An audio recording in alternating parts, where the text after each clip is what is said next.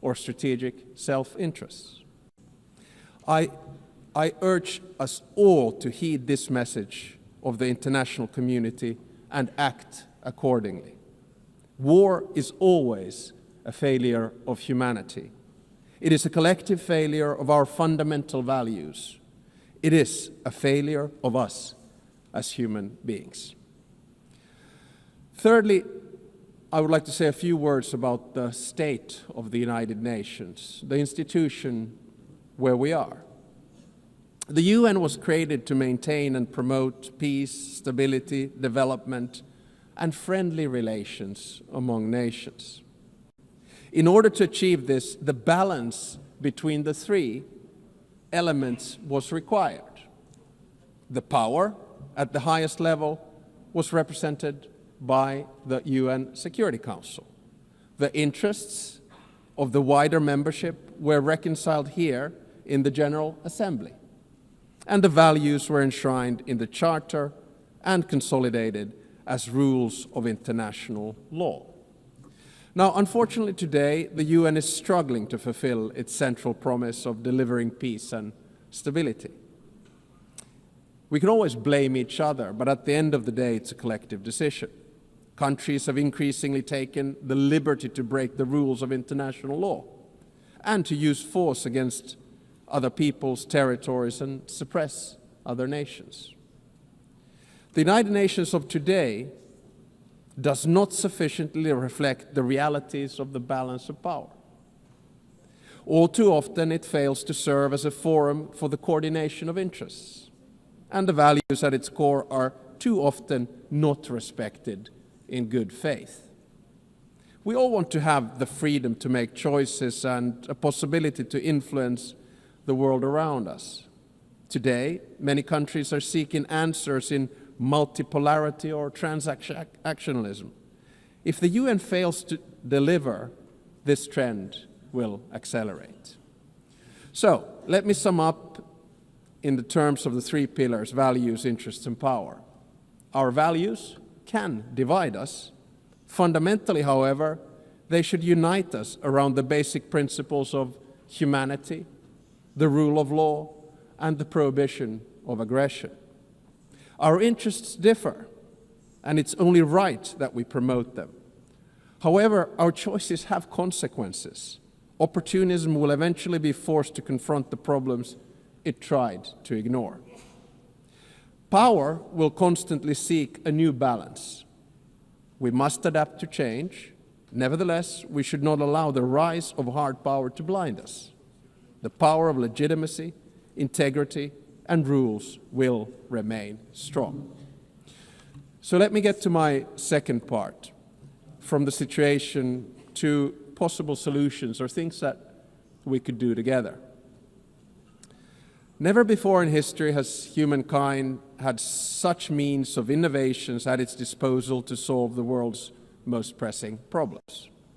However, the current direction is wrong in so many ways. There are more wars than at any time since World War II. The world is becoming increasingly divided.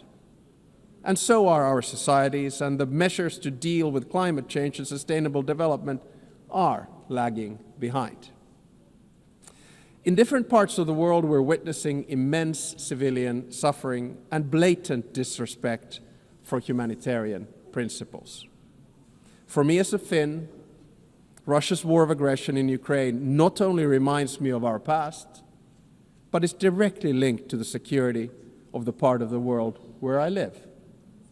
On the other hand, there is aggression and total disregard for civilian life, and an attempt to undermine the fundamental principles on which the international order is based. On the other hand, there's a bastion of freedom that is defending its right to exist and to make its own choices. The battle for what consequences we will draw from this aggression is not yet over.